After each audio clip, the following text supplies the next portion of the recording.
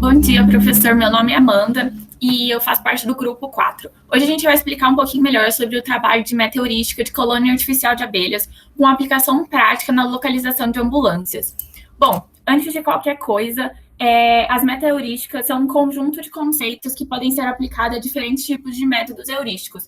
Ou seja, ela pode ser vista como uma estratégia generalista que é adaptável de acordo com o problema em questão, sempre com o objetivo de encontrar a melhor solução possível para problemas específicos e complexos. Ela é vista ela é usada com 3 grandes propósitos. O primeiro é resolver problemas de maneira mais rápida, o segundo é resolver problemas grandes e complexos, e o terceiro é obter algoritmos robustos para a solução de problemas. Bom, agora que a gente já viu um pouquinho sobre o que elas são, a gente vai passar para os seus diferentes métodos, que são divididos em 4 grandes categorias. A primeira é a construtivas, a segunda é de relaxação, a terceira é de busca por entornos e a última são as evolutivas. Começando pelas meteorísticas construtivas, essas definem de forma meticulosa o valor de cada componente da solução. Seu exemplo mais clássico é a estratégia gulosa, que nas aulas a gente viu sua aplicação como uma estratégia do vizinho mais próximo, na qual, em cada passo da sua aplicação, a gente adiciona um elemento à sua solução parcial, com o objetivo final de conseguir melhores resultados, e ela pode ser usada, por exemplo, para o problema de caminho mínimo, que foi o que a gente viu em aula. E outro exemplo é o GRASP, que é uma meteorística híbrida de construtiva com busca por entornos, e ela pode ser usada para resolver o problema do caixeiro viajante, que a gente também viu em aula. Já a meteorística de relaxação, ela tem como objetivo descomplicar o problema por meio de um problema relaxado, que é mais simples e que vai gerar uma solução eficiente que vai ser utilizada como guia para o problema original. E para chegar nesse problema mais simples, normalmente são alterados o conjunto de restrições e a função objetivo. E um exemplo simples dessa meteorística é transformar a restrição de variáveis inteiras para variáveis não negativas, né, que é aquela parte final que a gente fazia, e com isso a gente possibilita resolver isso pelo método simplex, que foi que a gente aprendeu bastante ao longo das aulas, então fica mais fácil para a gente resolver os problemas. Agora a gente vai para a meteorística de busca por entornos. Essa percorre o espaço de busca considerando fundamentalmente a vizinhança, que também pode ser vista como um conjunto de soluções que podem ser obtidas a partir da aplicação de algum operador à solução atual. Um exemplo de aplicação é o GRASP, assim como eu tinha visto, ele é uma aplicação híbrida da construtiva com a de busca por entorno. E outros exemplos dessa meteorística de busca por entorno é a busca tabu, que tem como principal característica a capacidade de explorar o histórico de processo de busca, e ela vai organizando em partes, que no fim vai formar uma memória adaptativa, e como exemplo a gente também tem a busca reativa, que na verdade é uma extensão da busca tabu que relaciona a diversificação, e é normalmente utilizada para resolver problemas como matriz energética, roteamento e escalonamento de veículos, atribuição de canais de redes celulares. E por fim, a gente tem a meteorística evolutiva, que lida com uma população, que a gente pode interpretar como um conjunto de soluções dessa população e que ela vai evoluindo através da interação entre seus elementos. E ela tem o objetivo de manter algumas características, mas seu objetivo é sempre melhorar a qualidade média das soluções entre uma geração e outra. E ela nunca vai querer comprometer a diversidade dentro da população. Alguns desses exemplos são algoritmos genéticos que podem ser utilizados para resolver, por exemplo, o problema da mochila, que a gente viu também em aulas. E temos a busca dispersa, que aplica técnicas sistemáticas e não aleatórias. Até agora, tudo que a gente estava vendo todos os exemplos que eu falei eram buscas aleatórias, e essa passa a ser sistemática, de forma que o algoritmo constrói um conjunto inicial de soluções e aplica métodos heurísticos com o objetivo de aumentar a qualidade de cada uma dessas soluções. E, por fim, a gente tem o Path Relinking, que é uma extensão dessa busca dispersa. Então, ele é um pouco mais complexo do que a busca dispersa, mas ele pode gerar melhores resultados. E agora o Guilherme vai apresentar mais detalhadamente para a gente a meteorística de colônia artificial de abelhas, que foi a escolhida realmente para fazer o projeto. Bom, então vamos falar um pouco mais sobre o algoritmo da colônia artificial de abelhas, né? A meteorística que em inglês é conhecida como Artificial Bee Colony e foi proposta pela primeira vez por Carabog em 2005. O grande objetivo dessa meteorística é otimizar funções contínuas e para isso foi feita a construção ali, né, de uma analogia com o comportamento de algumas abelhas melíferas. Então, para isso, né, a gente precisa assumir que dentro de uma colônia esses insetos podem ser divididos em diferentes grupos. São esses das trabalhadoras e operárias, das oportunistas e seguidoras, e das exploradoras e escudeiras. As trabalhadoras e operárias, elas são responsáveis ali pela procura por néctar nas proximidades da colmeia. Então, elas vão realizar viagens para tanto trazer o néctar colhido, como também para trazer informações a respeito da localização e da quantidade disponível na fonte. Chegando ali na colmeia, elas vão repassar essas informações por meio de movimentos de dança para as abelhas oportunistas ou seguidoras. E essas vão decidir individualmente qual o próximo destino a ser seguido para trazer mais alimento para a colônia, né? E isso é um ciclo. Então, depois de irem até essas fontes, as oportunistas e seguidoras vão aguardar novas informações para que elas possam partir aí novamente para a coleta de alimento. E é de se esperar que, com o passar do tempo, a exploração leve ao esgotamento de determinados pontos de coleta. Então, quando isso acontece, as abelhas operárias vão se tornar as exploradoras ou escudeiras para que, de maneira randômica, elas possam iniciar ali uma nova busca no ambiente por fontes disponíveis. Então, dessa forma, nesse trabalho aqui do Carabog e do Akai, é possível entender que o principal mecanismo, né, ali dentro da colônia é essa troca de informações, porque ela vai colaborar para o conhecimento coletivo ali interno. Além disso, a gente tem uma relação entre a probabilidade e o néctar disponível, então quanto mais néctar tiver na fonte, maior a probabilidade das abelhas encontrarem ela, e além disso, as abelhas exploradoras estão ali constantemente procurando por novas oportunidades, novas fontes de alimento. E com tudo isso, otimiza-se ali o processo de obtenção de alimento, né? Por isso que é muito interessante transcrever esse processo para o modelo matemático. Bom, nesse modelo, a posição de uma fonte de alimento vai representar uma possível solução ótima para o problema e a quantidade de néctar também vai corresponder à qualidade ou aptidão, que em inglês normalmente é utilizado o termo fitness, da solução que vai estar ali associada. Lógico, é importante ressaltar que isso vai variar de acordo com a função objetiva e as restrições do problema, né? Inicialmente, a gente vai ter N abelhas exploradoras e N operárias, e cada inseto J é representado por um vetor XJ. Então, o que a gente pode afirmar é que cada abelha vai possuir ali uma solução destinada exclusivamente a ela, e isso vai ser representado por meio de um vetor, né, esse inseto. Nesse vetor, x de j vai ser o valor da variável de decisão xi para a solução que está destinada àquela abelha, né, como está representado aqui abaixo. Bom, esse processo vai ser realizado até que o número máximo de ciclos, né, que foi pré-definido ou determinado critério de parada seja atingido. Então, para resumir um pouquinho, né, como o comportamento das abelhas pode ser transcrito por um algoritmo, a gente tem que separar elas em grupos. Primeiro, falando sobre as abelhas exploradoras, né, como já foi dito, elas realizam buscas de maneira randômica e, ao final, elas conseguem construir uma solução com determinada aleatoriedade, que vai estar alocada a determinada abelha. Nesse momento, né, por estar explorando uma solução específica, ela vai alterar seu status para uma abelha trabalhadora. As trabalhadoras, por sua vez, elas realizam buscas locais nas soluções que foram alocadas a ela, né, nesses processos de viagens constantes até a colmeia. E elas utilizam um mecanismo guloso de seleção. O que isso quer dizer? Que ao chegar numa nova solução, se a aptidão dela for melhor, vai ter a troca de solução. Mas caso a aptidão não seja melhor, você permanece com a solução anterior. Esse processo vai acontecer até que se atinja um número limite de tentativas ali sem a mudança da solução, que já foi definido previamente, né? E nesse instante, a abelha operária vai se converter em uma abelha exploradora para que ela possa partir em busca aí de novas fontes de alimento para a colônia.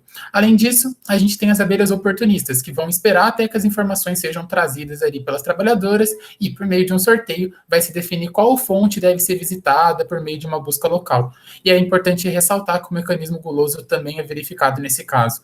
Então, falando um pouco mais sobre o aspecto geral do algoritmo, né, o Carabog e o Akai, naquele trabalho, eles definem que a busca local é semelhante para os diferentes grupos de abelha. Então, a partir desse raciocínio, é possível criar uma expressão alternativa, que é dada por VJ, a partir de uma solução XJ que já foi armazenada no inseto, né? E ela é representada por essa equação que está disponibilizada dentro do retângulo azul. Nela, a gente tem alguns termos que são índices selecionados de maneira randômica, né, o K e o I, com as suas respectivas variações, e além disso, a gente tem um delta que ele controla as fontes de alimento vizinhas à solução X e J. Então, o grande papel dele aqui é simular a comparação visual que é feita pelas abelhas na hora de decidir qual fonte deve ser verificada. Além disso, né, você deve construir soluções iniciais para o algoritmo, e para isso você utiliza essa expressão que está aqui na esquerda de x e j, sendo que dentro dela você tem esse fator que varia entre 0 e 1 também como um valor aleatório para tentar aproximar o problema da realidade. E como já foi dito, né, uma abelha vai escolher uma fonte de alimento a partir do valor de probabilidade associada àquela fonte. Esse valor é representado por P de XJ e ele relaciona a aptidão da solução em questão com a soma de todas as aptidões das outras soluções das abelhas trabalhadoras, como pode ser visto na imagem. Então, basicamente, né, com essas informações, a gente pode entender que o ABC é um algoritmo relativamente simples, porque ele precisa de poucos parâmetros de controle para ser ali utilizado. O primeiro deles é o tamanho da população de soluções, né, que é 2n, e a sua distribuição. Além disso, tem o valor do limite, que é a quantidade de tempo que você conseguir uma solução melhor do que a anterior, e também o número máximo de ciclos, né, que vai definir quanto tempo o algoritmo vai ficar rodando. Com esses parâmetros de controle, você consegue definir o algoritmo, até mesmo por meio de pseudocódigos, e assim você pode aplicar ele para situações práticas, que nem a gente vai explicar agora, que ele foi utilizado dentro de uma situação que envolvia a decisão ali da localização de determinadas ambulâncias. Bom dia, turma. Eu sou o Luiz Henrique, vou dar continuação aqui na apresentação do nosso trabalho, tratando agora do desenvolvimento de um algoritmo para o problema prático de localização de ambulâncias. Bom, primeiro tratando-se das considerações que foram feitas para o desenvolvimento desse algoritmo. Temos uma quantidade finita de bases em ambulâncias, cada veículo possui a sua própria capacidade de cobertura, de acordo com o tipo de cada um. São conhecidas as demandas de cada região, são conhecidos os padrões de deslocamento, ou seja, o tempo gasto que seria para fazer esse translado. A questão da realocação em períodos subsequentes também considera-se o menor trajeto possível, o menor tempo de deslocamento. E também visa-se aqui estar sempre abaixo de um período proposto, um período de tempo de atendimento proposto. Espera-se sempre estar abaixo desse tempo. Tratando sobre as restrições do problema do algoritmo, em todos os períodos, todas as bases devem estar com pelo menos um tipo de cada viatura. A quantidade de bases e ambulâncias é constante em todos os períodos. A quantidade de veículos em uma base não pode ultrapassar sua capacidade suportada. E o plano deve ser conexo e cíclico, ou seja, num prazo, num horizonte que vai ser determinado posteriormente. O último período do horizonte deve estar conectado, deve estar ligado ao primeiro período do próximo horizonte. Como se fosse o final deste período deve coincidir com o início desse outro. Um período do horizonte, no caso, semana, mês, dia, de acordo com o que for determinado. Então, esse nosso problema é chamado de PBLAR transposto, que é o problema de localização de bases, alocação de ambulâncias em múltiplos períodos e realocação em períodos subsequentes. As variáveis que vamos trabalhar são pontos I de um conjunto V e pontos J de um conjunto W. Os pontos I representam os pontos de demanda e os pontos W do conjunto e os pontos J, aliás, representam os pontos candidatos.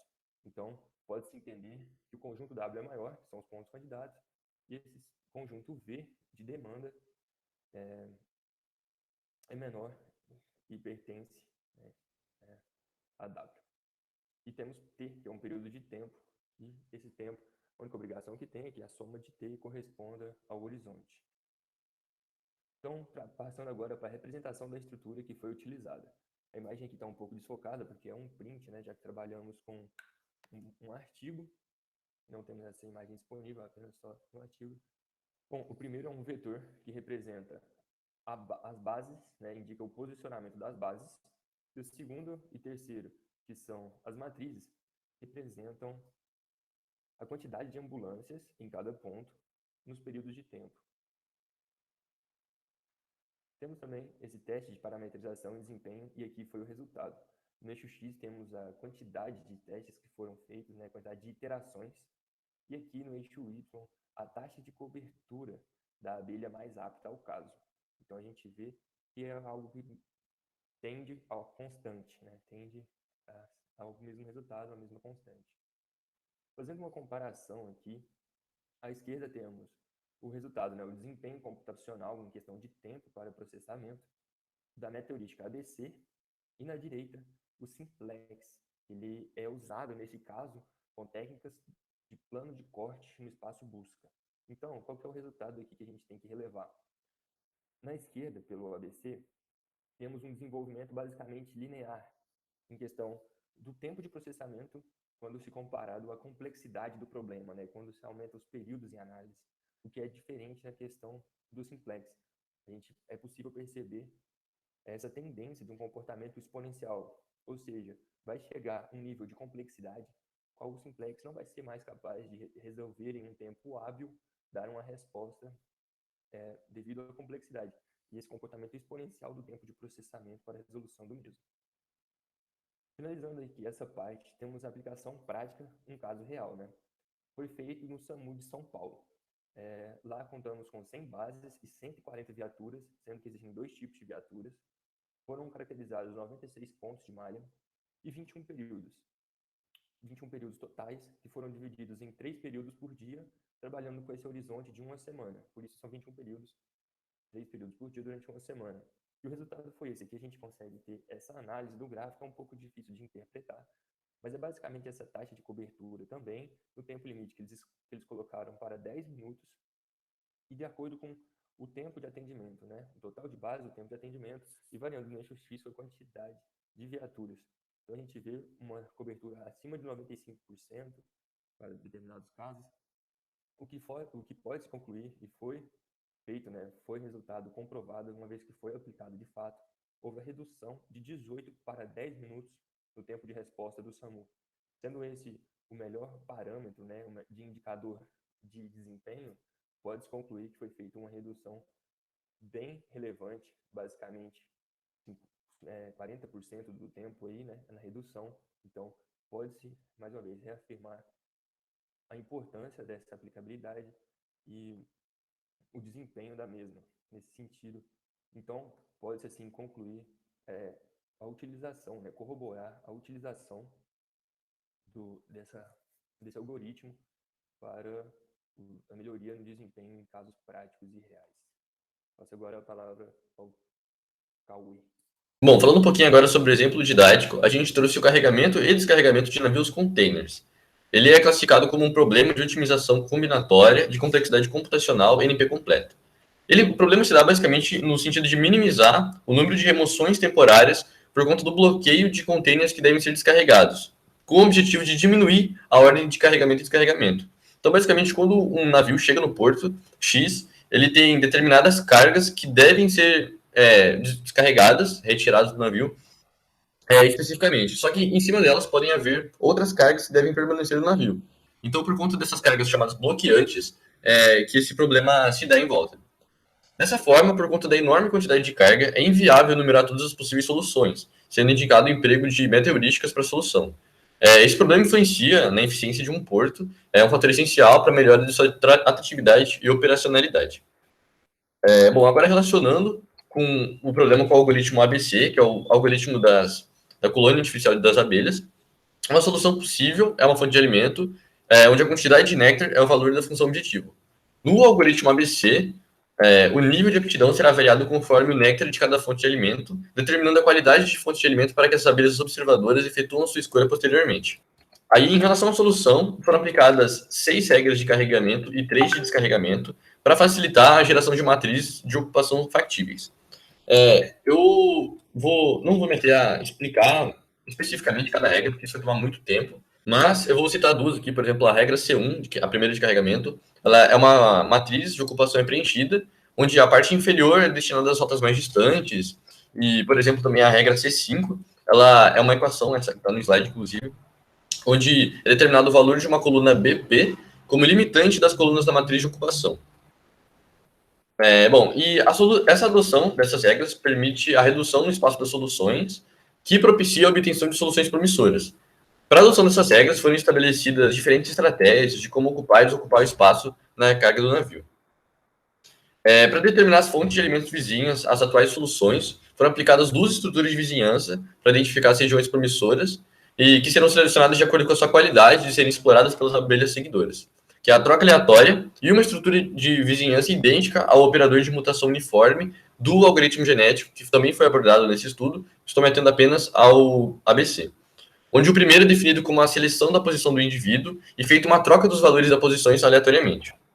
Bom, após todas as abelhas operárias e seguidoras terem completado suas buscas, se uma posição não puder ser melhorada, a fonte de alimento, que é a solução, é abandonada, sendo substituída por novas fontes de alimentos geradas aleatoriamente e exploradas pelas abelhas escudeiras.